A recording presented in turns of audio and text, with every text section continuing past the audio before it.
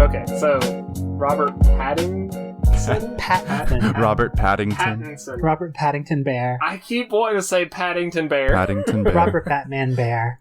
Alright, so Willem Dafoe, Robert Pattinson, and then Robert Eggers. Robert Eggers is the... Robert Eggers. Eggers.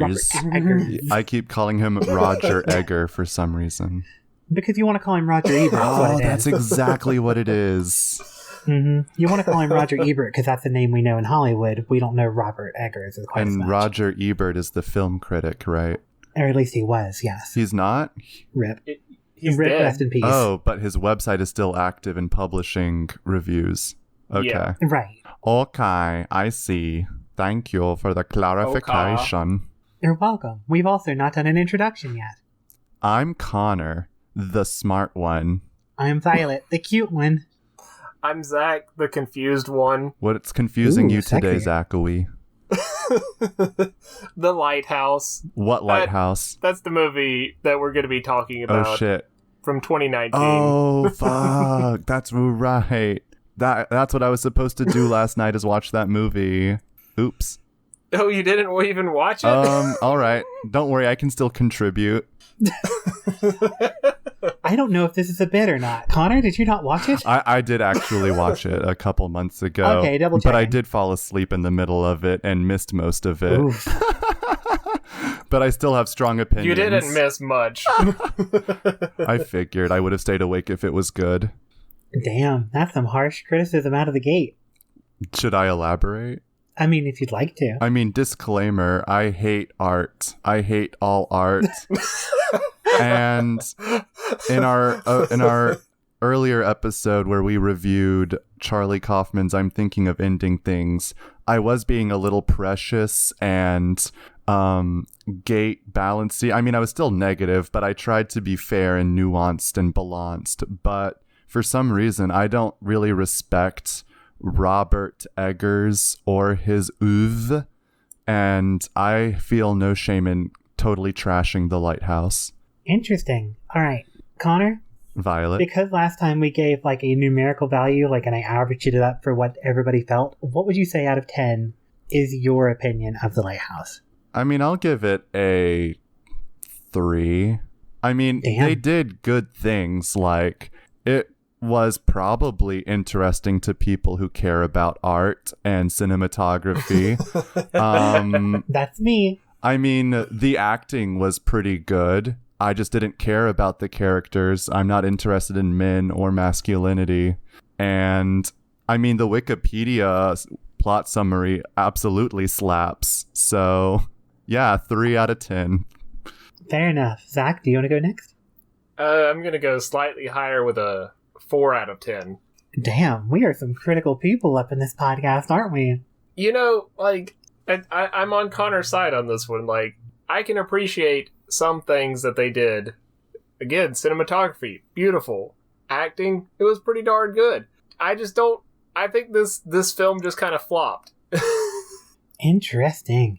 Still, valid point. Well, I'm very much a big art nerd, and I absolutely did go into this, and I critically analyzed it, and I tried to tear it apart and reassemble it. And guys, I'll be honest with you. I give it a 6 flat Ooh. out of 10.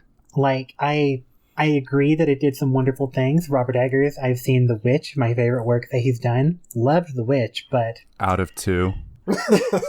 I mean, that's fair, but I will say, my first thought when I watched this movie is, if you're making a black and white movie in 2019, you better goddamn have a reason why it's black and white, and it better contribute to the story. And I think it did. That was not something that ultimately became a sticking point for me. The characters were interesting. The plot got a little bit confusing for me at one point, but the acting was fine. Overall, it was a great movie on paper, but it's one that in a few months I'm going to have trouble remembering. And if I ever watch it again in my life, it'll just to see somebody else's reaction watching it for the first time. I'm not going to feel like I'm missing out by never seeing it again. Violet, I swear to God, that is exactly what a Rotten Tomatoes audience review said, is like, you're never going to watch this again unless you're showing it to somebody else to see their expression. See, I'm actually a forum moderator on Rotten Tomatoes. Did not tell anybody that, but... Spicy. I'm kidding. I'm not. That was just actually really weird luck. Nope. That was entirely something. Now it's going to sound like I copied them. I have not been on Rotten Tomatoes in forever. No, the only reason I was on that website was because I was like, did I have an opinion about that movie I fell asleep in a couple months ago? Zach wants to talk about it, so let's try to remember something. It had some good moments, and I do agree that it had some great choices for direction and cinematography again. Like, it was a well-made movie. Like, it's one that if I was teaching a film class, I would definitely give an example on, like, you know, making sure your shot composition is good. But it's just, I don't know. There's something missing. There was, like, I was interested without being interested. Wow, you know, that is exactly how I felt. It was like, also, I watched it last night, and I don't remember much of it, so Same. That tells you everything. But, like, the way I was thinking about it is that it was interesting, but I wasn't, like, engaged. I didn't have any buy-in to anything that was happening. Like, it was interesting to observe what these characters were doing, but, like, I didn't really care, and whenever they changed, I didn't really care. I understand that. For example, sorry, I don't know if we want to speak to the material. I assume if somebody's watching a review of this movie, they're expecting spoilers, so here's your official warning. But, the big reveal that Robert Pattinson's character is not who he says he was, and he's been lying about his identity the entire time as a way of covering up for the fact that he allowed a man to die in his last job. I felt like that should have been a big reveal, and I initially had the reaction that it was, but then I was like, oh, this matters so little to the relationship between these two characters who are stuck with one another regardless. And aside from Willem Dafoe's character giving Tom some ribbing about it, like, there's really, it just, I mean, the torment makes sense and we understand a little bit more of the imagery, but as an audience member, I was like, this doesn't impact me in any visceral way like I hoped it would. I'm going to tell you one of the biggest reasons why I rated this film so negatively. I could not turn on subtitles. Mm-hmm. Therefore, I'd say 75% of this movie I did not understand. I watched it with subtitles, and that might be the only reason I was allowed to give it such a high rating. The subtitles literally spoiled the plot twist because, at least the version I was watching, they labeled every Robert Pattinson line as Ephraim, even before he said that was his real name. You're right, they did. So I was like, okay, why is it, like, is Ephraim his last name? Like, why are they calling him Thomas? I mean, he used Ephraim Winslow as a moniker because that was the name of the man that he allowed to die. So Thomas was his real name, so that wasn't a plot twist being revealed. Okay. No, Thomas was his real name, but he was going by Ephraim Winslow because since that man died on his last job. And he stole his identity, Exactly, because he was like, if I still go by Tom, they'll know me as Tom, the man that allowed that guy to die in my last job. But if I go by Ephraim, if I go somewhere else, they'll have no association for that name. I remember doing some research into the movie before I watched it, back when I was bright-eyed, bushy-tailed, and thought I'd enjoy it. And what I was reading told me that they're both named Thomas, and that the screenplay itself only has the characters called older and younger. And you're supposed to... I was wondering about that. Yeah, so you were supposed to see them as, you know, two men at two different stages of life, kind of grappling with manhood and growing up and themes that I don't care about. So, like, maybe if they were characters or themes I did care about and the movie was still exactly the same in every other way, I would have enjoyed it. Like, I want to give a disclaimer saying, like, I fully understand this movie was not made for me, but that's why my personal review is so low. I did pull those themes out of this movie, but at the same time, it came back to, I see the message they're trying to get out there, but I'm just having a hard time caring, which sounds really mean, but it's like, I did not look into this movie at all. Aside from Willem Dafoe and Robert Pattinson, I knew nothing about it. I didn't even know Robert Eggers was the one who directed it until after the fact, but it made sense in retrospect. And I don't mean that in a negative way, but I think a good movie, artful or otherwise, should be able to stand on its own two legs. And when I watched the movie, it's kind of like a prefabricated house in a residential neighborhood. Yeah, it works structurally, but there's just not a lot of passion to it. It's kind of uniform. Yeah. it came off as a little bit, what's the word, sterile at times. I don't know. Something was missing. It was almost like it was too clean. Like, you could tell that this was like somebody sat down and said, all right, I'm going to write this. And then they wrote it. But there was no, like, passion, like you said, behind it. There was nothing to give it the warmth of real life, which I understand 1890s, you're off the coast of New England, and it's supposed to be cold and depressing and everything. But these are still supposed to be two people.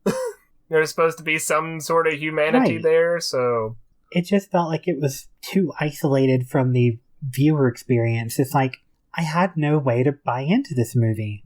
It also makes me wonder, since Robert Eggers was so celebrated in the horror community for The Witch, because that was actually very well done. I loved it, and I think it's one of the better horror movies to come out of the past 5 years. It makes me wonder if he was so afraid of that sophomore slump of getting another movie out there and it being received poorly that he went way too conservative. So I can't speak to what you just proposed, but what I know is that Robert Eggers does a ton of research into everything he does. And with The Witch, he spent, I believe, at least a full year just going through court documents of New England witch trials and journals, trying to discover the actual cadence of their speech and their idiosyncrasies. And that showed in like his plotting, or not his plotting, but his setting and his writing and his directing.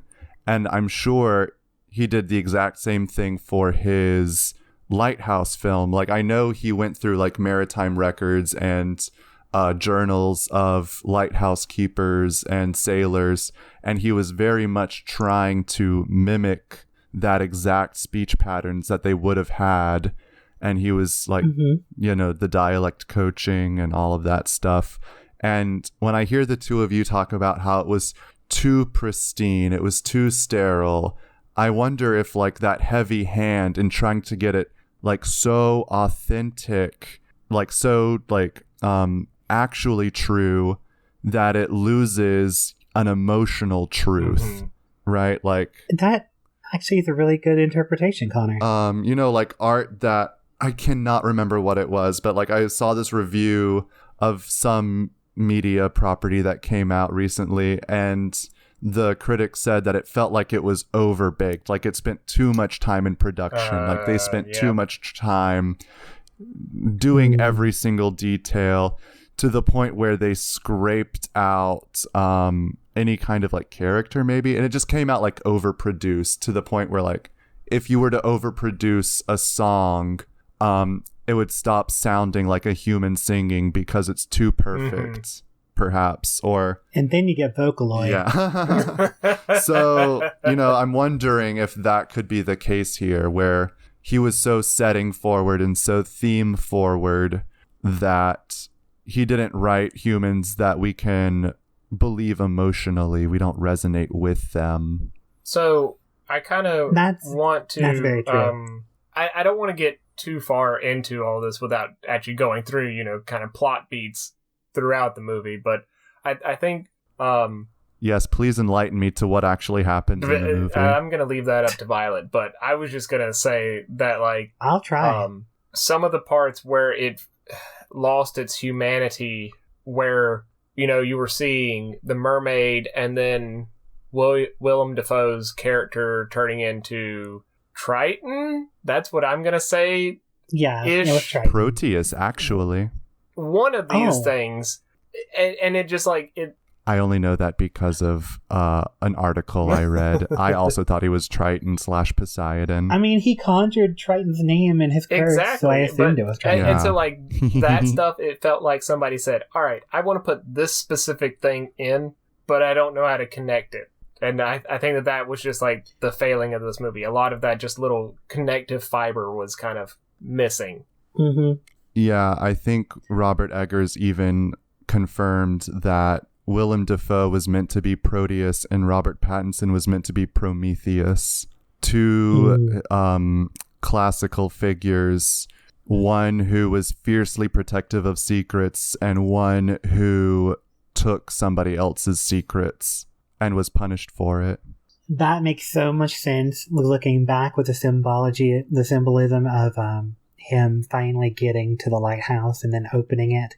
And then having his liver being eaten by a seagull. That was straight as Prometheus. He is still alive. As soon as I saw that, I was like, it's Prometheus. Like, I don't care. Right. That final shot was actually good. That was beautiful. That was a wonderful way to end that. I mean, the entire, like, final 10 minutes were actually good. Like, they're fighting, they're actually doing something, and then he climbs the tower and falls backwards, and then just a beautifully haunting shot. It's true. Like, the movie did reach a moderately satisfying conclusion, and it still just feels like things are missing. But in that missing things, I will give one giant positive about Robert Eggers' work so far. Yes. The more I thought about it, even though it is devoid of a lot of, like, human error, and I think it is a tiny bit overbaked, both The Witch and The Lighthouse do have something a lot of movies don't have these days, and that is they're both very evergreen movies. Like, somebody watching those movies 50 years from now is probably going to be able to resonate equally as hard, because putting them in historic time like periods and in such isolated settings kind of makes sure that the story resonates throughout. That is very like, true. It's not a movie that in 10 years is going to feel like it didn't age well. Like, in 50 years, I think it's going to hit every bit as hard if you're looking for that kind of thing. Exactly. Like, I could watch The Witch at any time period and have the same experience because it is such a product of a specific time period. This makes me really wish that I had watched The Witch.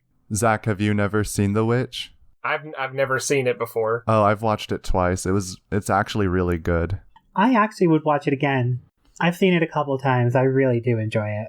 All I know is that everybody else speaks highly of it too, so maybe I should have suggested The Witch rather than The Lighthouse. We should have just done a double feature and then compared the two, which is a huge, like, media criticism sin. You know how big of, like, just a complete monster I am about horror movie criticism, and I sit here and I like The Witch. The worst I've ever heard anybody say about The Witch is the pacing is a little bit extreme for them, but I think the slow pace ultimately helps add to the tension, and it was beautifully done. But, like, I don't really understand how somebody could call it slow paced when it's only, like, 80 minutes long. Like, it's not even a long film. Like, even when it's moving, I don't even think it moves slowly. Maybe it can feel like that on your first watch, but on your second watch, when you know all the plot beats, you're like, oh my god, I can't believe this is moving so quickly. And I realize we're stepping off of the, like, realm of The Lighthouse, but I will give a comment on that. The same person that, at least in person to me, commented that it felt slow paced is somebody that enjoys horror movies that have a lot of jump scare elements to them. And jump scares, like, always add this little benchmark in time for rewatching. Like, you can set, if you watch a horror movie for the second time that includes a lot of jump scares, you mentally have those little tick marks in your brain of where the jump scares are, and you know how to set what part of the movie you're in based on those. Right, but you have, like, the cortisol markers. The Witch did not at all, exactly, The Witch did not at all rely on jump scares as a form of, like, fear. It was more about tension and world building, and because of that, it felt like one long story, and they're not used to that kind of style from a horror movie, which I really want to encourage. I think that style needs to come back. I am so fucking tired of these popcorn nightmare jump scare pieces of shit. And a teenage girl on the cusp of womanhood and her overbearing religious zealot father is immensely a more interesting dynamic than two dudes locked in a giant penis together for 2 hours. And almost kissing at one point. I mean, I didn't even want them to kiss. I didn't want that kiss, but part of me is like, well, guys, if you're going to just go this far, you might as well. Come on. Right. There was some homoeroticism, which... And then they fought. Doesn't feel... I mean, like, it just feels like, you know, taboo. And I mean, you know, props to Robert Eggers for wanting to explore that, because it's like, why do these men hate each other so much? And what is the, like, erotic tension underneath this, like... battle for dominance. And yeah, of course, I get it, it's there, but at the same time, it also feels like such a heterosexual male preoccupation. Like, speaking as a non-heterosexual male, I'm like, yeah, dudes kiss, whatever. All right, give me something interesting to look at, please. Can I just comment how we saw Robert Pattinson masturbate like at least 3 times in that movie, and ostensibly Willem Dafoe once, maybe twice? You want to hear something even more bonkers? There was a lot of masturbation. Want to hear something even more Please bonkers?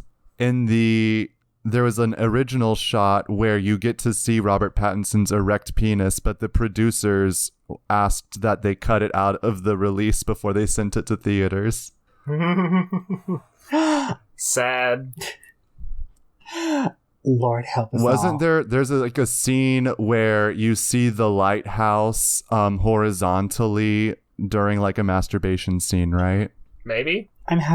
I don't remember that. That's not coming to mind, but it very well could be in Like, there. I'm pretty sure there was a shot where you see like something that suggests that like masturbation or some kind of sexual activity, and then there's a quick shot of the lighthouse, but the camera is sideways, so it looks like it's pointing straight out like an erection.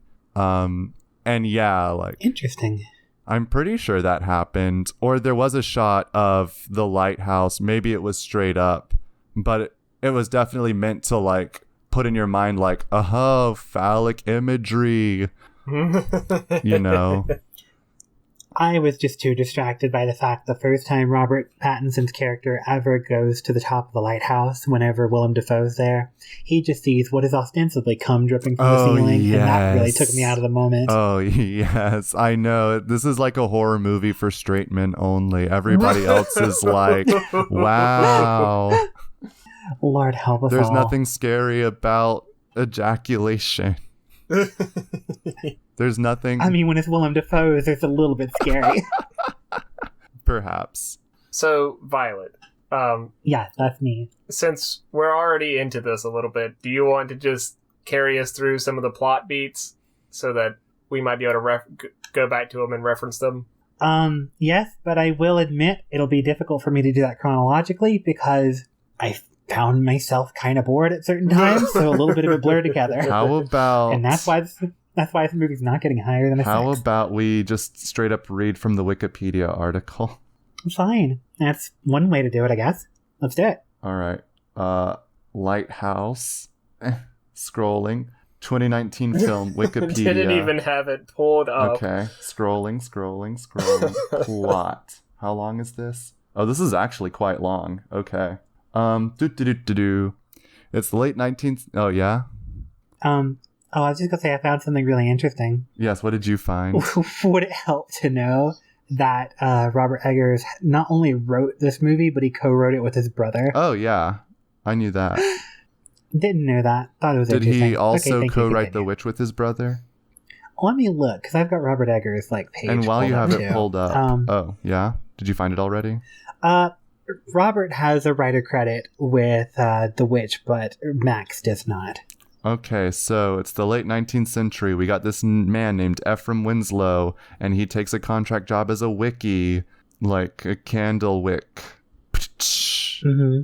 And then there's an elderly man that named makes Thomas sense. Wake, not to be confused with Alan Wake from that Xbox 360 original game. I had that thought too. I was like, that's the only place I knew Wake from. Winslow discovers the wooden mermaid, and it turns out that the man he's replacing was in love with the mermaid, and then died. I guess. I want to pause Yes. on that scene just because my first thought with that was it was at waist level and it was a hole in his mattress. Yeah, that's and I was like, Yeah, exactly- oh, he's straight up fucking Oh. the mermaid bed. Yeah. The last dude was fucking that bad. Oh, Anyways, okay, continue. so the next point, which brings us to like toxic masculinity, is how younger Thomas, Robert Pattinson, is forced to do the domestic chores while older Thomas gets to be the sole guard of the light in the lighthouse. And so there's like a kind of like, why do I have to do the woman's work aspect of it? Like, why do I have to keep the home while you get to do the easy job? or, you know, the job that is like, I don't know, the one closer to light at the top of the tower. Any thoughts on that? I think it just contributes back to this idea of what is masculinity in the context of two men living together alone on a deserted island except for a lighthouse. And it was like basically just the most heavy-handed approach to somebody who's never read into gay subtext. Right, like, which one of you is the woman? Y'all can tell how interesting this movie is that we have to literally read the Wikipedia to come up with anything. Have either of you read Rime of the Ancient Mariner? No. No, I haven't, I'll admit. Okay, so... Wait. Huh? Is that by Herman Melville? Maybe? I don't actually know who wrote it. I don't remember who wrote it. No, I don't think it was him. Having trouble. It's not him. It's somebody else, but I already have a Google tab open, so I'm not going to open another one. Gotcha. That's in Rime of the Ancient Mariner, the man kills an albatross, which is a huge bird, and it's a huge sin to kill a seabird. So he like just straight up wears the albatross on a chain around his neck for the rest of the poem. And that's kind of what I thought of when young Thomas kills the one-eyed seagull, who is supposed to be a reincarnation of a sailor. Was the Gotcha. Was the goal supposed to be the former Wiki that was killed by older Thomas? I was wondering that, but they never really went anywhere with that as an idea, so I don't really know. I'm pretty sure older Thomas thought that might be the case, but Robert Eggers leaves that up to us. Like, maybe we're just unsettled by this plot detail, or maybe it is just like a bird and younger Thomas has anger issues. It could be either one, and this is my ultimate scathing remark of the movie. I'm not interested enough in the movie to carry that thought forward and actually analyze whether or not it is.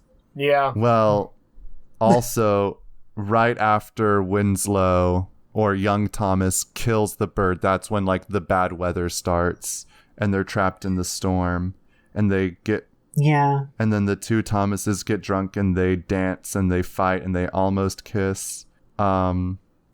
See, I actually was awake for all of this, but I also know I fell asleep, so... What part of the movie did I actually miss? Maybe. Yeah, what did you miss? It sounds like you pretty much have the narrative down. I wish this was like in bullet point form. Oh, okay. At the bottom of the second paragraph, they're talking about lobster traps, and you liked me, lobster. And the previous wiki's head is in that box, and it only has one eye. That's what I was referring to with the one-eyed gull. Just like the seagull eye. This is actually not as fun to read through as I thought it might be. Let me tell you, ultimately, The Lighthouse is not the worst movie in the world ever. It's got some wonderful things going for it.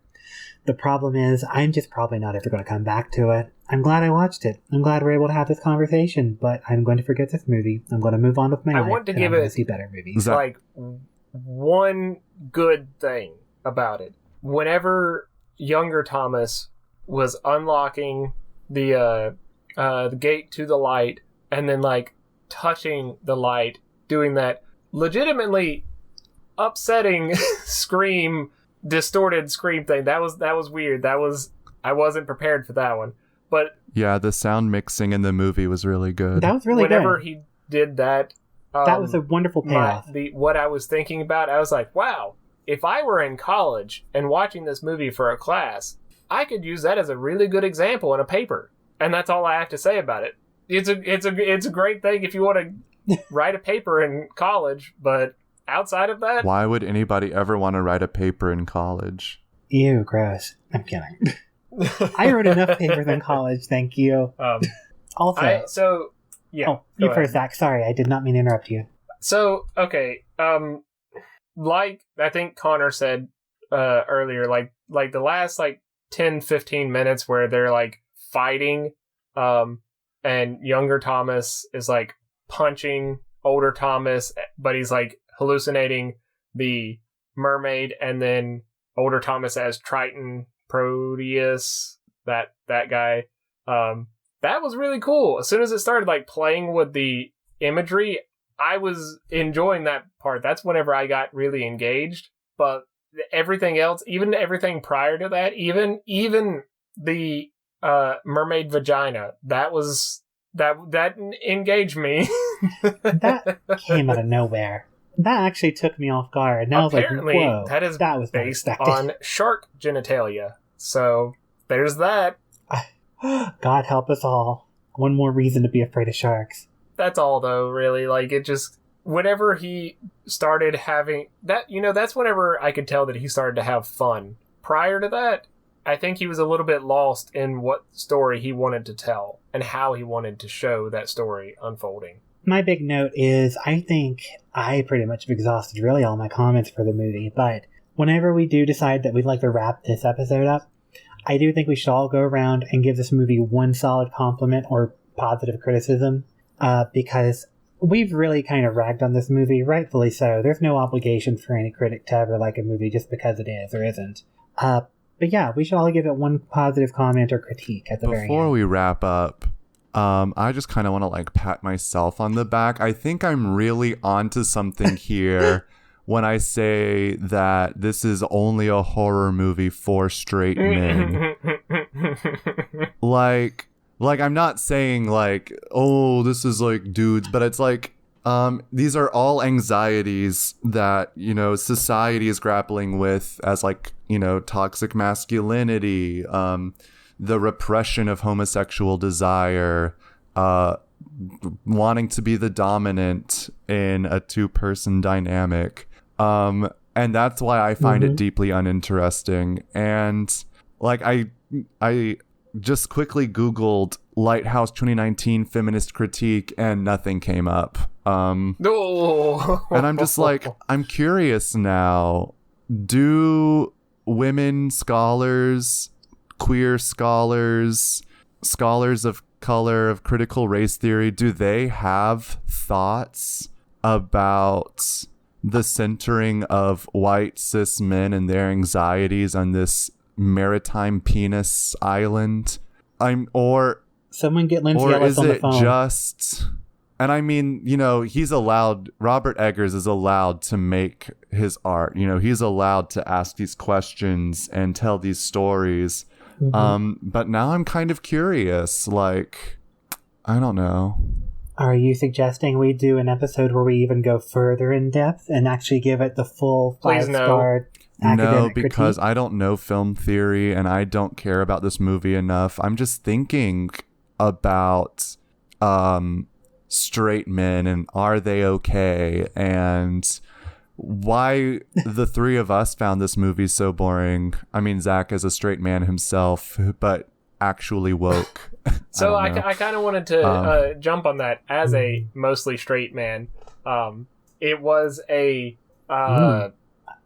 once I started to pick up on those themes, and this will be my positive thing about it, was seeing these two men get closer to each other, start to entangle their masculinity a little bit, and whenever they're drunk and they're able to lie on each other, as so they're actually able to be close to each other, which men are not able to do.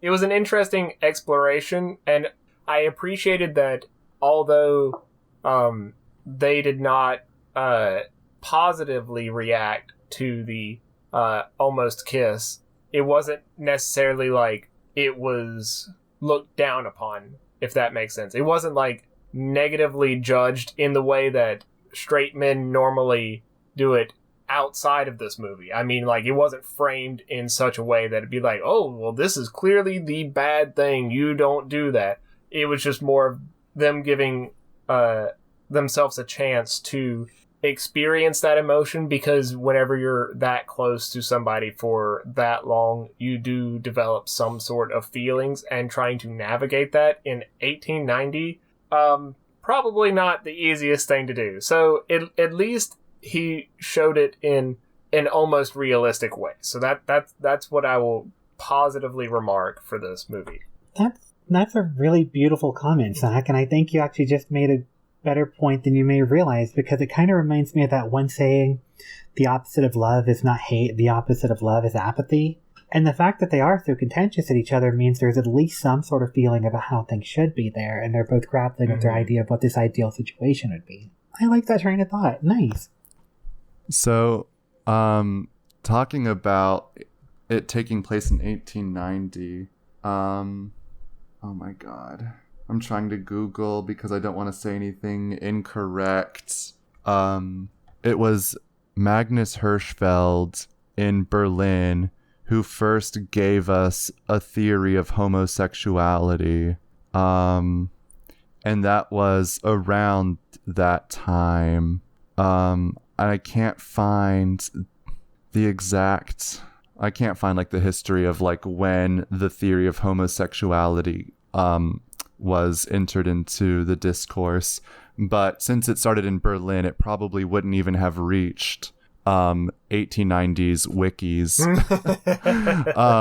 Because I just wanted to say, as a in a historical sense, homosexual desire wasn't even understood as a thing that was real. Like, sodomy was a sin, buggery was a crime, but nobody really understood that men could be in love with men or that women could be in love with women. They just thought that was like depravity or temptation into carnal lust. So, I mean, I think you're definitely onto something with like the portrayal of it, but it almost seems like it would have been perhaps less stigmatized. And of course, I could be full of shit and not knowing what I'm talking about, but to my imagination, it would almost be less stigmatized for the two of them to have carnal relations with each other. And a bigger issue would be which one would take the dominant role and which one would take the submissive role, because that was also a huge issue, which is a whole other hornet's nest that I've just kicked. And I don't have the time or the space to, research and make thoughts of on the spot. First of all, Connor, that was a wonderful explanation. And I think you're right that we do have to keep context in line whenever it comes to how queer theory analyzes things, like especially like hundreds of years ago. Also, I'm very much looking forward to your queer reading and theory related to Faust. Oh yeah, thanks for forcing me to have to admit that I should probably devote time to doing a Ren Fair episode about the tragical history of Dr. Faustus. I hate Christopher Marlowe. I hate Elizabethan drama. You gave me a synopsis of your thoughts on it, and I was like, this is fascinating. This is the stuff I want to hear online. So and now I also have like it. a bunch of really spicy takes about, is Dido of Carthage even a black woman? Spoiler alert, no, she's not. She's Lebanese. I mean, Civilization 5 or 6, I don't remember which one she's in, depicted her as being white, so... Yeah, because she's Lebanese. Or she's Phoenician. I mean, that's another barrel of worms that we can talk about off of the internet. That's very true. If I had to give a wrap up of this movie, I would say it did a lot of wonderful things right. I will go to the ends of the earth to celebrate any horror movie modern day that does not rely on jump scares and is at least trying something new. God knows I want innovation, and I will celebrate it when I see it. And right now I'm doing that because this was not your average horror movie. It almost didn't even go... I would honestly even argue it kind of hits that suspense more than horror pitch, but I've seen a lot of people putting it in the idea of being a psychological suspense thriller, so whatever. But I do want to comment that Robert Eggers obviously does have a wonderful directorial eye. The writing was good, the research was good, even the direction was pretty good. He has a good eye for composition. I know I say that word a lot, and you're more than welcome to roast me in the comments about Violet doesn't know what she's talking about. But he knows what he's doing. He's trying new things, and God knows I want to put that out there in the world that he needs to be commended for that, because Insidious, Conjuring, Annabelle, all these are very nice, but they just become so tired and repetitive and formulaic, and I want something that I don't know what to expect. And even if I didn't love the movie, he gave me that, and I appreciate that. The fact that I'm able to give it a 6 when I expected something higher says that he changed some things, he changed the game, he mixed up the formula, and I want to celebrate that. Even if it didn't hit well, I think it's more so a problem. I'm just not the target audience. I don't think this movie was meant for me. And that is on me. I mean, this movie is very well critically received. I think we're the only 3 people brave enough to say we don't like it on the internet in an official capacity. I want to say that Robert Eggers seems like a worse Ari Aster. That's my spicy thing. Oof. Oof.